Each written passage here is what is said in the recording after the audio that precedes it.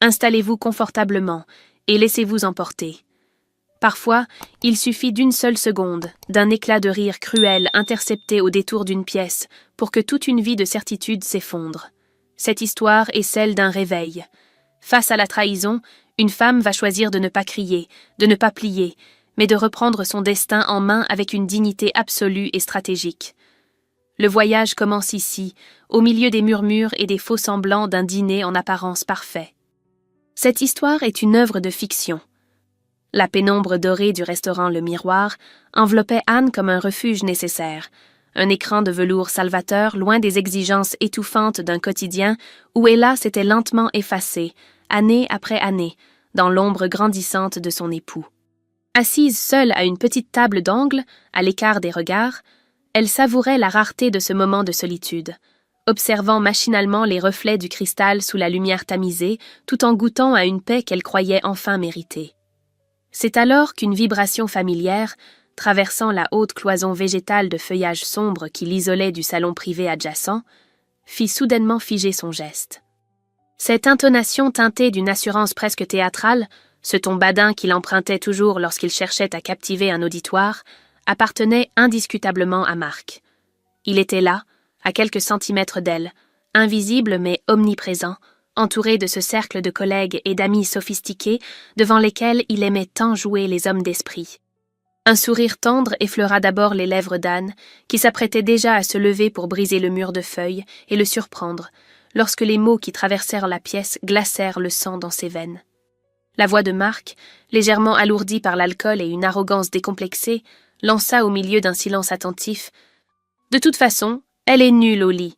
Je fais semblant que c'est mon ex. » La phrase resta suspendue un instant dans l'air lourd du restaurant avant d'être balayée par une salve de ricanements étouffés, de petits éclats de rire complices qui s'abattirent sur Anne avec la violence d'une trahison publique. L'humiliation, d'une cruauté absolue, s'infiltra en elle comme un poison rapide, menaçant de faire jaillir les larmes qu'elle refusait pourtant d'offrir à ce public invisible. Mais au lieu de l'effondrement physique ou de la crise de larmes qui aurait scellé son statut de victime, une métamorphose silencieuse s'opéra au plus profond de son être, transformant la douleur aiguë en une colère froide, tranchante et d'une lucidité géométrique. Sa dignité, cette part d'elle-même qu'elle avait si souvent sacrifiée sur l'autel de la paix conjugale, se réveilla d'un coup, balayant les doutes et la tristesse pour ne laisser place qu'à un calme de marbre. Elle reposa lentement sa serviette sur la table, redressa les épaules d'un mouvement souverain et posa ses mains à plat sur la nappe blanche, l'esprit entièrement tendu vers une riposte qui se devait d'être à la hauteur de l'affront. D'un geste d'une élégance impériale, elle capta le regard du maître d'hôtel, son visage ne trahissant aucun des bouleversements qui venèrent de redessiner sa vie entière. Sans une once d'hésitation, elle régla sa note d'une main ferme, puis, saisissant le stylo de son sac, elle traça quelques mots d'une écriture fine et acérée, sans la moindre rature, sur le papier à en-tête de l'établissement. Elle tendit la carte à l'employé en lui demandant, d'une voix douce mais d'une autorité implacable, de faire porter immédiatement la bouteille de champagne la plus prestigieuse de leur cave à la table de son mari, accompagnée de ce pli. Derrière l'épais feuillage, Anne suivit des yeux le serveur qui s'avançait, déposant le plateau d'argent au centre de la table de Marc, alors que les rires s'éteignaient instantanément, remplacés par un silence lourd de curiosité. Elle vit le visage de Marc se décomposer à la lecture du mot, ses traits se figeant dans une pâleur cadavérique sous les yeux inquisiteurs de ses invités. Sans lui accorder le bénéfice d'un regard de plus, Anne se leva, ajusta les pans de son manteau et quitta le restaurant d'un pas fluide et mesuré, s'enfonçant dans la nuit fraîche de la ville, en laissant derrière elle un homme brisé par 9 mots gravés à l'encre noire. « Prends-le, il est à toi à plein temps. » Le silence qui régnait dans le grand salon était presque palpable, une chape de plomb lourde que seul le tic-tac de la pendule parvenait à rythmer. Assise dans le fauteuil en cuir sombre face à l'entrée, Anne attendait, enveloppée dans une pénombre à peine percée par la lueur blafarde des lampadaires. Près de la porte, 2 valises sombres se dressaient comme les sentinelles de sa nouvelle existence, symbole muet d'une rupture définitive. Son cœur cognait lourdement contre ses côtes, une tempête intérieure qu'elle s'efforçait de dissimuler sous une immobilité parfaite. Elle repensait en boucle à chaque rire cruel, échangé derrière cette cloison de restaurant, distillant sa propre souffrance pour en faire un bouclier d'acier. Il était 2 heures du matin quand le bruit de la clé dans la serrure brisa l'attente, déclenchant une décharge d'adrénaline dans ses veines. La porte s'ouvrit sur un Marc chancelant, le col déboutonné et le regard embrumé par l'alcool, et une panique manifeste qu'il tentait de cacher derrière un sourire forcé. L'odeur de vin envahit la pièce, rompant l'atmosphère stérile qu'Anne avait instaurée.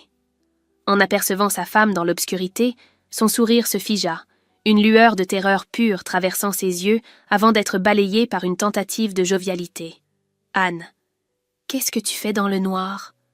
lança-t-il d'une voix trop haute, un rire nerveux creusant ses joues. Il fit un pas vers elle, les mains tendues, feignant l'incompréhension.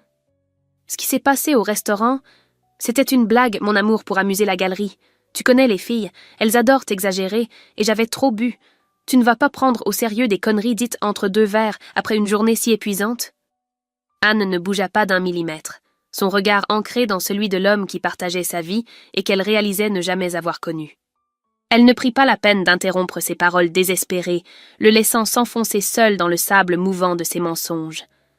Lorsque le silence retomba, plus lourd qu'avant, elle leva lentement la main. D'un geste d'une lenteur calculée, elle sortit un petit rectangle de carton blanc de sa poche et le posa délicatement au centre de la table basse en verre, sous les yeux de Marc. Le léger bruissement du papier contre le verre résonna comme un coup de tonnerre. Sur le carton se détachait le nom d'un des avocats, spécialisés en divorces les plus redoutables de la capitale. « Ma décision est prise, Marc. Nous divorçons, » dit-elle simplement, sa voix d'une neutralité si absolue qu'elle en devenait terrifiante pour lui.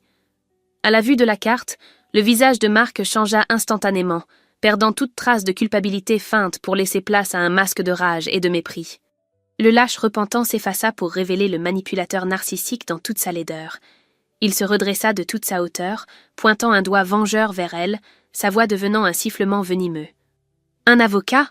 Tu plaisantes ? Tu penses vraiment me faire peur avec ça ?» lança-t-il en ricanant, d'un rire sec et dénué de joie. Il s'approcha du fauteuil, envahissant son espace vital dans une tentative d'intimidation. « Regarde-toi, Anne. Tu n'es rien sans moi. Qui paie cet appartement ? Si tu signes ce papier, je te détruirai. Tu vas te retrouver à la rue, sans un sou, abandonné de tous. Tu n'as ni carrière, ni économie, tu es une coquille vide. Tu vas ramper pour revenir, mais il sera trop tard. » Chacun de ces mots agissait comme un coup de poignard, réveillant une terreur viscérale qui lui tordait le ventre. Anne sentait le vide de l'avenir s'ouvrir sous ses pieds, la peur de la précarité qui l'attendait. Pourtant, alors que le poison de Marc tentait de s'infiltrer dans ses failles, le souvenir douloureux des éclats de rire cruels du restaurant lui revint en mémoire, agissant comme un antidote instantané. Elle refusa de plier ou de lui accorder la moindre larme. Elle se leva lentement, dominant la situation par sa posture impériale, et le regarda avec un détachement glacial qui le désarma. Sans un mot, elle saisit ses valises et marcha vers la sortie.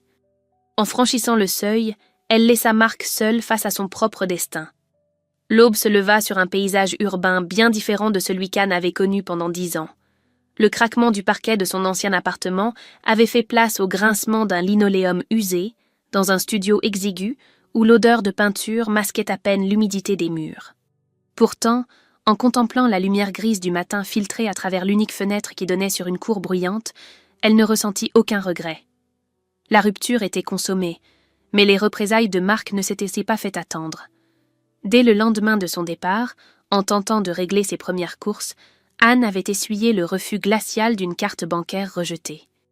Un appel paniqué à la banque lui avait confirmé la terrible réalité. Marc, co-titulaire des comptes joints, avait immédiatement bloqué l'accès à l'intégralité de leurs économies, la laissant virtuellement sans ressources. Parallèlement, son téléphone s'était mué en un instrument de torture silencieux. Les messages d'amis communs s'espacèrent jusqu'à disparaître, tandis que d'autres lui parvenaient pour lui conseiller de se faire soigner. Marc orchestrait sa destruction sociale, la peignant auprès de leur entourage comme une femme instable, consumée par des délires imaginaires. Face à cette tentative d'asphyxie financière, Anne refusa catégoriquement de sombrer dans le piège de la victimisation que son ex-mari lui tendait si complaisamment. Chaque matin, vêtue d'un pull simple mais impeccable, elle s'asseyait à la petite table en formica qui lui servait désormais de bureau pour trier méthodiquement les quelques cartons de documents personnels qu'elle avait pu emporter. C'est au fond d'une vieille boîte à archives, coincée entre des quittances oubliées, qu'elle tomba sur un dossier scellé datant des toutes premières années de son mariage. À l'intérieur se trouvaient les conclusions du premier divorce de Mark, des papiers administratifs qu'il avait toujours refusé d'évoquer, prétendant que son passé n'était qu'un tissu de souvenirs douloureux causés par une femme volage. En parcourant les lignes dactylographiées, un nom retint l'attention d'Anne. Sylvie. Accompagné d'un vieux numéro de téléphone, ce nom résonna en elle comme une clé potentielle. Le doute l'assaillit instantanément. Avait-elle le droit d'immiscer une inconnue dans son propre cauchemar? Mais la pensée de son compte bancaire vide et des rires moqueurs du restaurant balaya ses dernières hésitations. Elle saisit son téléphone, le cœur battant à tout rompre, et composa le numéro avec une main résolue. Le rendez-vous fut fixé 2 jours plus tard dans un salon de thé confidentiel, loin des quartiers que Mark avait l'habitude de fréquenter. Lorsque Sylvie entra, Anne ressentit un choc subtil. La femme qui s'avançait vers elle n'avait rien de la harpie hystérique que Mark lui avait si souvent décrite. Elle irradiait une élégance mûre, une assurance tranquille acquise au prix de batailles invisibles. Les 2 femmes se jaugèrent un instant en silence, un moment suspendu où les masques de la méfiance tombèrent pour laisser place à une étrange forme de reconnaissance mutuelle. Lorsqu'Anne prit la parole pour s'excuser de cette démarche impromptue, Sylvie l'interrompit d'un geste doux de la main. « Vous n'avez pas à vous justifier, Anne. Je sais exactement pourquoi vous êtes là, » dit-elle d'une voix grave et posée. Le récit d'Anne fut court, digne, dénué de fioritures dramatiques, mais lorsqu'elle évoqua la scène du restaurant et les accusations de médiocrité intime, elle vit les yeux de Sylvie s'illuminer d'une lueur de colère froide et familière. Un sourire amer dessina les lèvres de l'ex-épouse. « C'est sa signature », murmura Sylvie en secouant lentement la tête. Il brise l'estime de soi pour s'assurer que sa victime ne trouve jamais la force de le quitter. Il m'a fait exactement la même chose, mot pour mot, il y a 12 ans. Cette révélation agit sur Anne comme une délivrance, balayant la culpabilité que Mark avait tenté de lui inoculer. La sororité qui naquit à cet instant transcenda leur douleur pour les transformer en alliés stratégiques. Sylvie posa ses mains sur la table et la fixa intensément. Quand je l'ai quitté, Mark a essayé de me ruiner, mais j'ai gardé des armes secrètes que je n'ai jamais pu utiliser par peur de ses menaces. Aujourd'hui, c'est vous qui êtes au front. Ouvrant son grand sac en cuir, elle en sortit une épaisse chemise cartonnée de couleur sombre qu'elle fit glisser vers Anne. À l'intérieur se trouvaient les preuves irréfutables de comptes dissimulés à l'étranger et de fraudes fiscales massives que Mark gérait en secret depuis des années. C'était une véritable bombe juridique capable de réduire à néant toute sa défense. Anne effleura le dossier, sentant le destin basculer. Le pacte était scellé. La guerre commençait, et elle avait enfin de quoi vaincre. Le miroir piqué d'humidité du petit studio ne lui renvoyait plus l'image de l'épouse effacée qu'elle avait été pendant une décennie. Ce matin-là, sous une lumière crue, Anne ajustait avec soin la veste de son unique tailleur noir, un vêtement de haute couture rescapé de son ancienne vie, ultime vestige d'une élégance qu'elle refusait d'abandonner au milieu des ruines de son mariage. Ses ressources financières s'amenuisaient à une vitesse alarmante, et le dossier explosif transmis par Sylvie, bien que dévastateur pour l'avenir de Mark, ne remplirait non son assiette dans l'immédiat. Elle devait travailler, non seulement pour assurer sa subsistance matérielle, mais surtout para exister de nouveau aux yeux du monde. En franchissant le seuil de l'Atelier des Horizons, une agence d'architecture de grande renommée située au cœur de la capitale, elle fut submergée par une vague de sensations oubliées. L'odeur entêtante du papier à plan, le cliquetis rythmé des claviers, la rigueur géométrique des lignes de béton brut et de verre. Ce monde créatif avait été le sien avant qu'elle ne sacrifie ses propres diplômes pour porter, à bout de bras, les ambitions dévorantes de son mari. Une peur panique lui serra la gorge, ravivant un instant les prophéties venimeuses de Mark qui résonnaient encore dans sa tête comme un écho cruel. « Tu n'es rien sans moi. Tu vas ramper. » Assise dans la salle d'attente épurée, Anne luttait activement contre le syndrome de l'imposteur qui menaçait de paralyser ses membres. 10 ans d'absence totale sur un curriculum vitae ressemblaient à un gouffre infranchissable dans un milieu professionnel aussi compétitif et en constante évolution. Quand la secrétaire l'invita enfin à entrer, son cœur rata un battement. Derrière un immense bureau en chêne massif siégeait Bernard, le directeur fondateur de l'agence, un homme d'un certain âge aux cheveux poivre et sel, dont le regard perçant, par-dessus ses lunettes demi-lune, inspectait déjà ses feuilles avec une froideur clinique. Les premières questions furent d'une grande technicité, précises et sans concession. Anne sentit ses mains s'humidifier sous l'effet du stress, mais elle s'efforça de caler sa voix sur le diapason de la fermeté qu'elle s'était forgée dans la douleur. Elle répondit avec une exactitude mathématique, réveillant des automatismes intellectuels que des années de silence domestique n'avaient pas réussi à étouffer. Le véritable moment de vérité arriva lorsque Bernard posa lentement ses lunettes sur la table et croisa les mains, fixant la candidate avec une curiosité matinée de scepticisme. « Votre sens de la structure et votre gestion des volumes sont indéniables, Anne. Mais comment expliquez-vous cette décennie de vide absolu dans votre parcours ? L'architecture moderne évolue à un rythme effréné, et le marché n'attend personne. C'était l'instant critique, la faille où tout pouvait s'effondrer. Au lieu de bégayer une excuse larmoyante ou d'inventer un mensonge corporatiste, Anne choisit l'authenticité brute, celle des êtres qui n'ont plus rien à cacher. J'ai consacré 10 ans de ma vie à bâtir les fondations de la carrière d'un autre homme, au détriment direct des miennes, répondit-elle d'une voix posée, sans la moindre amertume, mais avec une force tranquille qui emplit l'espace. Mais l'architecture m'a appris une vérité fondamentale. Une structure longtemps négligée ne perd jamais sa solidité intrinsèque si ses piliers porteurs sont sains. J'ai passé ces dernières semaines à consolider mes propres bases. Ce vide sur mon papier n'est pas une absence de compétences, c'est le prix de ma liberté. Aujourd'hui, je suis prête à mettre cette résilience au service de vos chantiers les plus complexes. Un silence pesant s'installa dans la pièce, seulement troublé par le bourdonnement lointain des boulevards. Bernard la scruta de longues secondes, cherchant une hésitation dans son regard, avant qu'un sourire discret et respectueux ne vienne adoucir ses traits sévères. « Vous commencez lundi », dit-il simplement. Ce furent ces 3 mots qui marquèrent le véritable point de départ de la renaissance d'Anne. Les semaines qui suivirent furent une immersion totale, un tourbillon d'activités intenses qui devint rapidement son sanctuaire quotidien. Entre la gestion des budgets serrés, la coordination des équipes de terrain et la révision des plans de réhabilitation urbaine, elle ne voyait plus le temps passer. Le petit studio au linoléum usé ne lui semblait plus être une prison temporaire, mais un sas de décompression nécessaire entre ses journées d'action. Dans les yeux des ingénieurs et des dessinateurs, qui sollicitaient quotidiennement son arbitrage, elle ne lisait plus jamais le mépris ou la condescendance qu'elle subissait au sein de son foyer. Elle redécouvrait sa valeur intellectuelle, centime par centime, dossier par dossier, s'affranchissant définitivement du regard rabaissant de son ex-mari. Ce renouveau professionnel agit comme un baume miraculeux sur l'estime de soi que Marc avait si méthodiquement piétinée.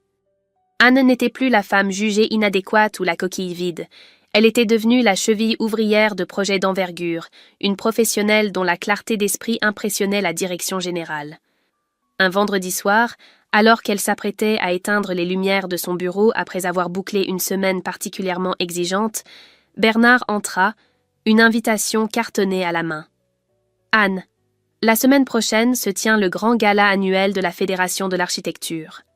Je souhaite que vous y représentiez notre agence à mes côtés. Tout le microcosme immobilier de la capitale y sera présent. » En acceptant le carton doré, Anne ressentit un frisson inconnu traverser sa colonne vertébrale. Elle savait pertinemment que Marc, en tant que promoteur immobilier en quête de contrat, ne raterait cet événement prestigieux pour rien au monde. L'heure du premier face-à-face approchait, mais cette fois-ci, Anne s'avançait à armes égales, parée de sa propre réussite.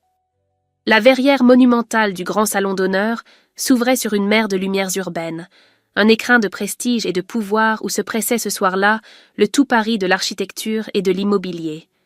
Sous les plafonds vertigineux ornés de dorures, le brouhaha des conversations mondaines se mêlait au cliquetis cristallin des coupes de champagne et au froissement discret des tissus précieux. C'était un monde d'apparence, de contrats signés d'un hochement de tête et d'alliances éphémères. Au milieu de cette faune sophistiquée, Anne s'avançait aux côtés de Bernard, avec une assurance tranquille, qui surprenait ceux qui l'avaient croisée dans son ancienne vie d'épouse effacée. Elle ne portait aucune parure ostentatoire, son unique tailleur noir, ajusté à la perfection, et sa posture droite suffisait à imposer sa présence. Les présentations s'enchaînaient, et dans les yeux des investisseurs de renom, Anne lisait enfin ce qu'elle avait tant espéré. Une reconnaissance professionnelle brute, gagné par la clarté de ses analyses et la rigueur de sa gestion à l'agence. C'est au détour d'un immense buffet de marbre blanc, alors qu'elle venait d'échanger quelques mots techniques sur un projet de réhabilitation urbaine, que son univers bascula de nouveau.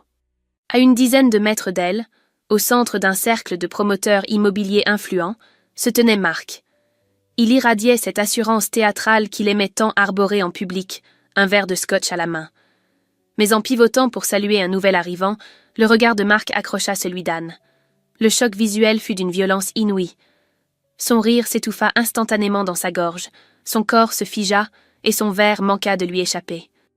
La femme brisée, ruinée et isolée qu'il pensait avoir condamnée à la misère se tenait là, devant lui, rayonnante, respectée et intégrée au cœur même de son propre milieu professionnel. Quittant brusquement ses interlocuteurs, Marc traversa la galerie d'un pas rapide, rajustant nerveusement sa veste pour composer une contenance. Lorsqu'il s'arrêta face à elle, le monstre colérique du salon familial avait totalement disparu, effacé par l'homme de charme que la société vénérait. « Anne, c'est absolument incroyable de te voir ici », murmura-t-il, forçant sa voix à descendre dans un registre grave et intimiste pour recréer artificiellement une bulle de complicité. Ses yeux balayèrent de son visage avec une admiration mêlée d'effroi, le regret du prédateur qui réalise que sa proie s'est affranchie de ses chaînes. « Tu es éblouissante, Anne. Je n'ai pas cessé de penser à toi. Notre séparation, c'est un gâchis, une terrible erreur. J'ai agi comme un fou ce soir-là au restaurant. La fatigue et l'alcool m'ont fait dire des monstruosités. Tu me manques terriblement. L'appartement est si vide sans toi. » Sa main s'avança, feignant la tendresse, pour tenter de frôler son poignet. Anne recula d'un pas net, évitant son contact avec une politesse si glaciale que les traits de Marc se durcirent. Derrière cette complainte amoureuse, le souvenir des rires cruels du restaurant s'interposa immédiatement comme un bouclier d'acier. En observant la tension de sa mâchoire et le va-et-vient compulsif de ses yeux, Anne comprit instantanément la vérité. Marc n'était pas là par regret. Sa lucidité, nourrie par les dossiers de Sylvie, s'activa. Son avocat avait commencé à faire bouger les institutions financières, et Marc savait désormais que ses comptes dissimulés à Singapour et ses fraudes fiscales massives étaient sur le point d'être exposés au grand jour. Le masque du mari éploré se vissura définitivement, révélant l'urgence de sa détresse. Se penchant vers elle, Marc adopta le ton pressant des négociations douteuses, s'assurant que Bernard s'était éloigné. « Écoute-moi, Anne, nous sommes des gens intelligents. Pourquoi laisser des avocats détruire notre patrimoine? J'ai fait rédiger un protocole d'accord à l'amiable, une séparation propre, sans vague. Tu signes ce document, et je m'assure que tu reçoives une rente confortable pour rebâtir ta vie. C'est la seule solution raisonnable. » Il sortit discrètement un pli de sa poche intérieure, le tendant vers elle comme une bouée de sauvetage. Cet accord, Anne le savait, était un piège destiné à la dépouiller de ses droits légitimes en échange d'une aumône, tout en achetant son silence définitif sur ses fraudes. Elle le fixa droit dans les yeux, son visage lisse et impénétrable comme le marbre. « Un de tes comptes secrets au Luxembourg ne relève pas d'une erreur, Marc, mais du code pénal. » dit-elle d'une voix parfaitement calme, distincte et posée, calibrée pour que deux hauts responsables situés juste derrière eux se retournent subtilement. Marc devint instantanément livide, sa main restant suspendue dans le vide avec son document inutile.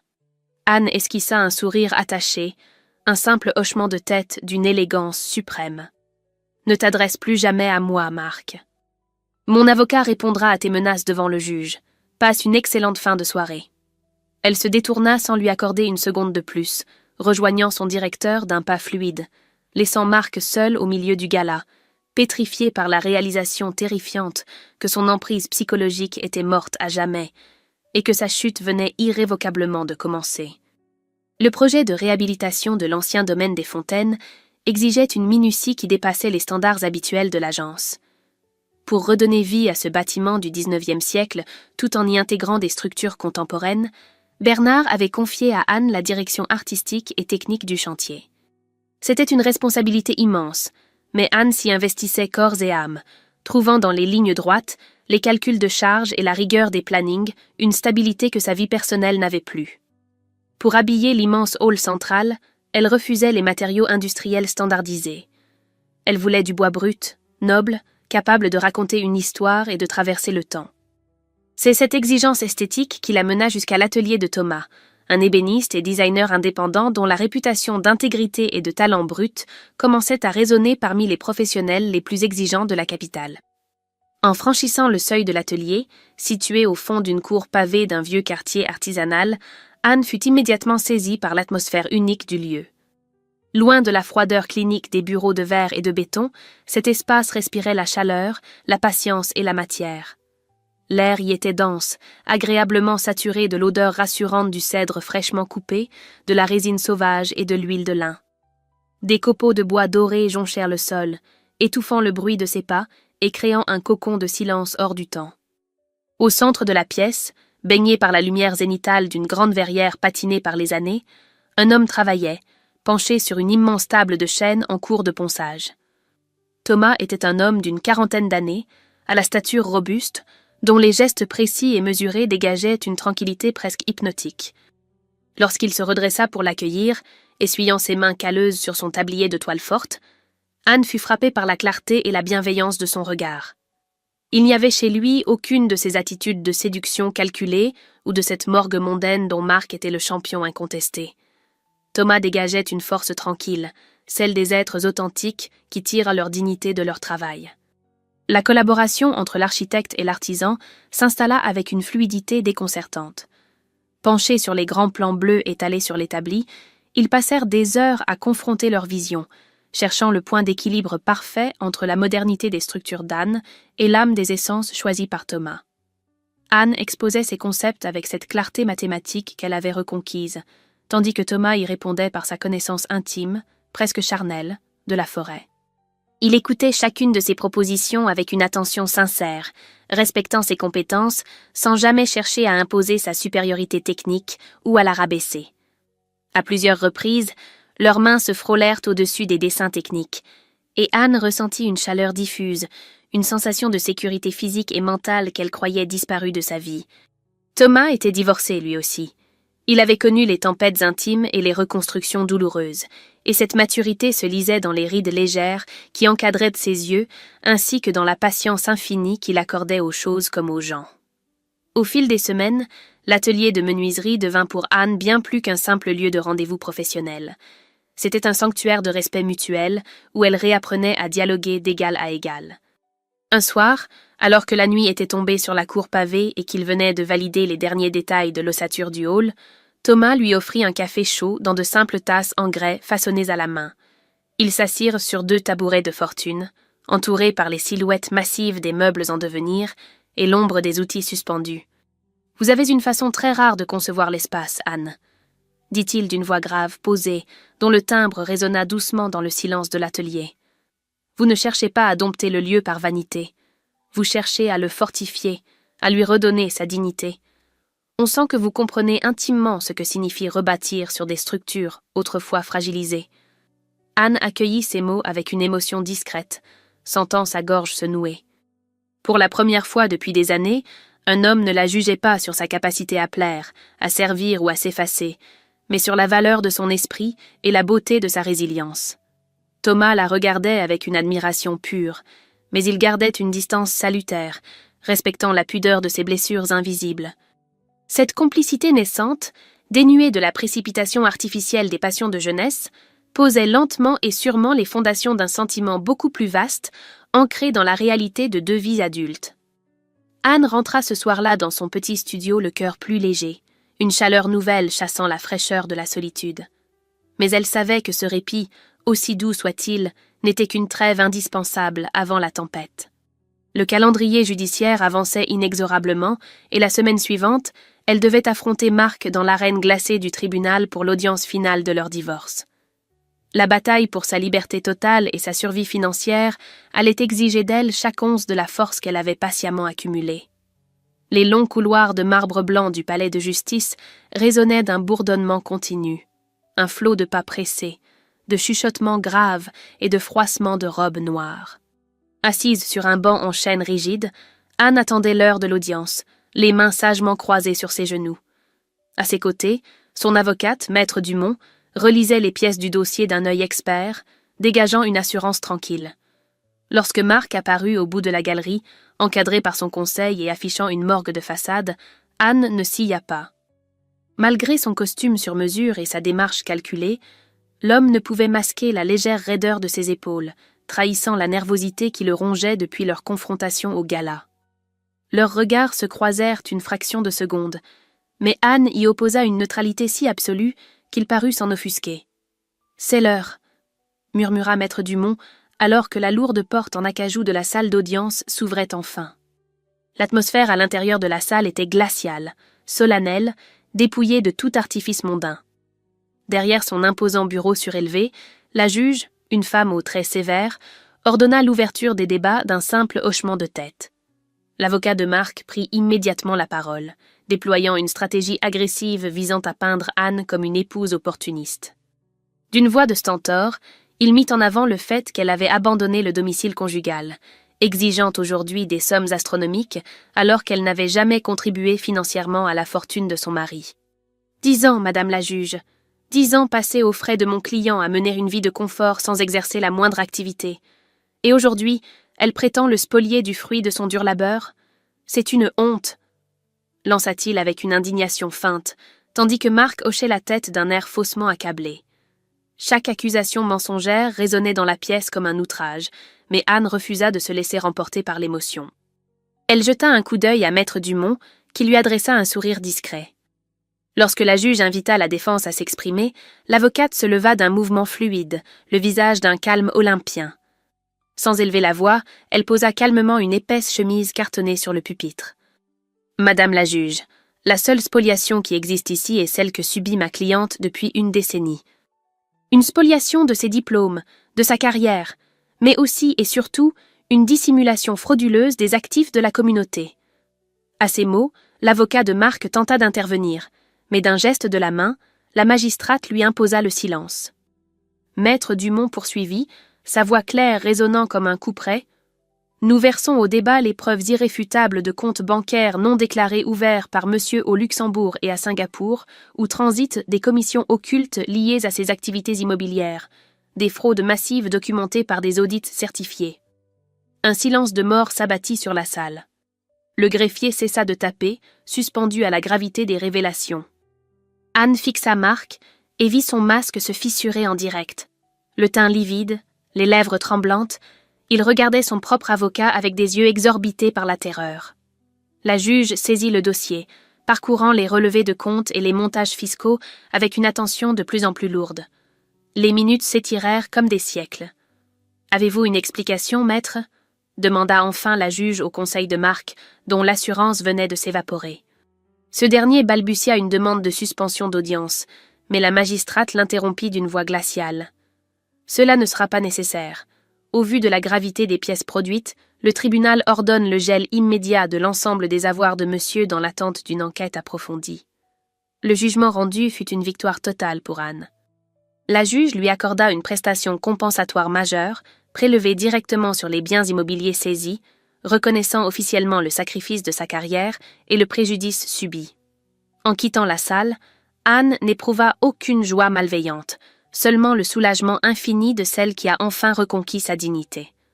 Sur le parvis du tribunal, baignée par un soleil printanier, elle prit une profonde inspiration, sentant le poids des 10 dernières années s'envoler définitivement. Elle était libre, elle était entière, et son avenir l'attendait. Les semaines qui suivirent le verdict furent marquées par le fracas lointain de l'effondrement de Marc, un séisme dont Anne ne percevait plus que les répliques amorties à travers la presse professionnelle et les rapports de son avocate. Fidèle à sa réputation d'implacabilité, la justice avait enclenché une machine infernale. Les comptes de Marc gelés, ses chantiers mis sous séquestre, et une enquête pénale pour fraude fiscale internationale qui faisait désormais fuir les investisseurs, autrefois si empressés à lui serrer la main. L'homme fort du tout Paris immobilier n'était plus qu'un nom associé au scandale, déserté par son cercle d'amis superficiels qui s'empressaient d'effacer son numéro de leur répertoire. Pourtant, installée à la terrasse d'un petit café face au parc, Anne ne ressentait aucune jubilation malveillante.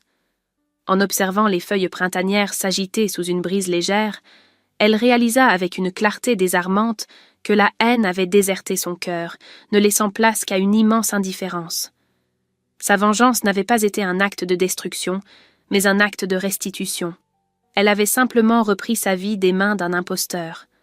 Son compte bancaire, désormais alimenté par les premières provisions judiciaires, n'était plus une source d'angoisse nocturne, mais l'instrument discret de sa liberté retrouvée. C'est au cœur du chantier des fontaines que cette liberté prit sa forme la plus concrète. Les échafaudages qui encombraient la nef centrale depuis des mois commençaient à être démontés, révélant la splendeur brute de la structure imaginée par Anne. Les ouvriers s'affairaient aux dernières finitions, leur voix résonnant sous les voûtes de pierre restaurées. Bernard, le directeur de l'agence, venait régulièrement arpenter les lieux, un sourire de fierté non dissimulé aux lèvres devant la maîtrise technique dont sa protégée faisait preuve au quotidien. Pour Anne, chaque ligne de ce bâtiment était une cicatrice guérie. Elle avait redressé ses murs comme elle avait redressé sa propre existence. Mais le véritable cœur battant de la réhabilitation se trouvait encore sous les draps de protection qui masquaient l'immense hall d'entrée. C'est là que Thomas et ses compagnons installaient, depuis 3 jours, l'ossature monumentale en chêne massif qui devait donner toute son âme au projet. Anne aimait passer de longues minutes à observer l'artisan ajuster les derniers tenons et mortaises, admirant la symbiose parfaite entre le bois séculaire et les lignes de verre contemporaines qu'elle avait dessinées.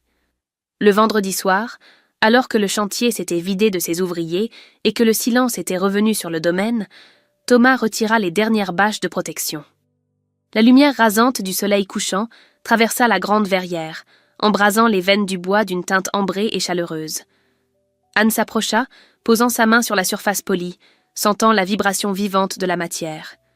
Thomas la rejoignit, essuyant son front d'un geste las mais heureux, un éclat d'admiration tranquille dans le regard. « C'est votre vision qui a rendu cela possible, Anne, » dit-il d'une voix douce, rompant le silence sacré du lieu. Ce bois attendait la bonne structure pour révéler sa force, tout comme vous attendiez le bon espace pour révéler la vôtre. À ces mots, Anne tourna les yeux vers lui, touchée au plus profond d'elle-même par la justesse de son analyse. Il n'y avait chez Thomas aucun empressement, aucune volonté de possession. Son amour naissant s'exprimait à travers le respect absolu de son rythme et de son espace. Ils restèrent de longs instants côte à côte, contemplant l'œuvre commune, unis par un lien invisible mais indestructible, forgé dans la patience de la reconstruction. Cette complicité solide était le baume dont son esprit avait besoin. En rentrant dans son studio ce soir-là, Anne ne vit plus la précarité des lieux, mais les fondations d'un avenir à bâtir sur des bases saines. Elle reçut un appel de Sylvie, scellant la fin de leur pacte par un rire libérateur. Après avoir raccroché, Anne se tint devant sa fenêtre, écoutant les rumeurs de la ville. Elle comprit que la véritable victoire ne résidait pas dans le verdict d'un tribunal ou la ruine de Marc, mais dans cette capacité retrouvée à regarder l'horizon sans trembler, à planifier l'avenir avec la certitude d'être le seul maître de son destin. L'inauguration du domaine approchait, promesse d'une consécration de son talent. Elle laissait définitivement derrière elle la victime pour devenir l'architecte de sa propre existence, totalement prête pour l'ultime et éblouissante étape. Le domaine des fontaines resplendissait sous la voûte étoilée d'une douce nuit d'été, métamorphosé en un phare de verre et de lumière qui captait tous les regards de la colline. La verrière monumentale, autrefois brisée et abandonnée aux outrages du temps, projetait désormais des faisceaux dorés sur les jardins redessinés, où s'agitait une foule élégante d'invités, de journalistes et de grands noms de l'art contemporain. Le murmure des conversations admiratives, le rire cristallin des verres qui s'entrechoquaient et les notes fluides d'un quatuor à cordes s'élevant sous les plafonds séculaires créaient une symphonie de triomphe. Ce soir-là ne célébrait pas simplement la renaissance d'un chef-d'œuvre architectural. Il consacrait l'avènement d'une signature artistique unique, celle d'une femme qui avait su puiser dans ses propres fêlures la force de rebâtir le monde. Au centre de cette effervescence, Anne flottait avec une grâce impériale, libérée à jamais du poids invisible du passé. Elle portait une robe d'une élégance absolue, d'un bleu nuit profond, qui rappelait la clarté de l'horizon après la tempête. Un vêtement qui n'était plus un déguisement social, mais l'expression pure de sa souveraineté retrouvée. En observant les reflets des projecteurs sur les grands piliers de béton brut, mariés aux courbes majestueuses du bois, son esprit s'échappa un instant vers le souvenir lointain de cette pénombre étouffante du restaurant Le Miroir. Le chemin parcouru depuis ces 9 mots gravés sur un carton blanc lui parut vertigineux.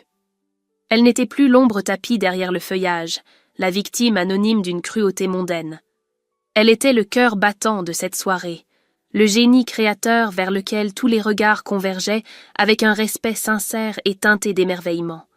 Soudain, le silence se fit sous la nef monumentale lorsque Bernard prit la parole, une coupe levée vers le plafond de chêne. Son regard poivre et sel, d'ordinaire si clinique, brillait d'une émotion contenue. « Mesdames, messieurs, la réhabilitation du domaine des fontaines que vous admirez ce soir est bien plus qu'une prouesse technique. C'est une œuvre d'art totale qui n'aurait jamais pu voir le jour sans la vision audacieuse, la rigueur mathématique et la résilience exceptionnelle de notre directrice artistique. Anne n'a pas seulement restauré des pierres, elle a insufflé une âme à ce lieu, prouvant que les structures les plus nobles sont celles qui savent traverser les tempêtes pour renaître plus fortes.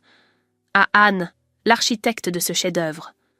Une salve d'applaudissements nourris, vibrants, unanimes, éclata sous les voûtes, faisant trembler l'air d'une reconnaissance publique totale. Anne accueillit cet hommage d'un simple sourire, les yeux brillants mais la tête haute, savourant la victoire ultime, celle de sa valeur reconnue par ses pairs. Cherchant à échapper quelques instants à l'ivresse des félicitations, Anne s'éloigna vers le grand hall d'entrée, là où la structure en chêne massif de Thomas s'enracinait dans le sol pour s'élancer vers la verrière. La matière exhalait encore cette odeur rassurante de forêt et de cire qui l'avait tant apaisé durant ces mois de doute. C'est là que Thomas la rejoignit, à l'écart des projecteurs. Sans un mot, il lui tendit un verre, ses yeux clairs reflétant les lumières de la fête avec une tendresse infinie. Il n'avait pas besoin de longs discours pour exprimer sa fierté. La droiture de sa posture et le léger tremblement de son sourire disaient tout. « Vous êtes éblouissante, Anne », murmura-t-il d'une voix grave qui fit vibrer son cœur. « Ce soir, le monde voit enfin ce que j'ai perçu dès le premier jour dans mon atelier, une force que rien ne pourra plus jamais briser. » Anne posa sa main sur celle de l'artisan, savourant la tiédeur de cette peau calleuse, symbole d'un amour mûr, solide et ancré dans la réalité d'un avenir à construire ensemble. Ensemble, ils se tournèrent vers la grande baie vitrée qui s'ouvrait sur la nuit parisienne. Au loin, les lumières de la ville scintillaient comme des milliers de promesses. Marc n'était plus qu'un souvenir stérile, une silhouette pathétique effacée par la justice et le mépris public, tandis que Sylvie savourait sa liberté retrouvée à l'autre bout du monde. Anne prit une profonde inspiration, sentant l'air frais de la nuit emplir ses poumons. Elle n'avait plus peur du vide, ni du temps qui passe, car elle possédait désormais les fondations les plus solides qui soient, la certitude de sa propre dignité et l'amour d'un homme véritable. Sa vie n'était plus un scénario écrit par un autre, mais une œuvre magistrale dont elle traçait chaque ligne avec une liberté souveraine. Regardant l'horizon infini qui s'étendait devant elle, baignée par les éclats dorés de sa propre création, Anne sourit intérieurement. Elle était entière, elle était aimée, et son histoire ne faisait que commencer, lumineuse et éblouissante sous les étoiles. Ainsi s'achève l'histoire d'Anne. Un parcours qui nous rappelle qu'il n'est jamais trop tard pour briser le miroir des faux-semblants, retrouver sa voie et rebâtir sa vie avec une dignité absolue. Merci d'avoir partagé ce voyage à ses côtés. Que sa force vous inspire à toujours regarder vers l'horizon, le cœur serein. Prenez soin de vous et à bientôt.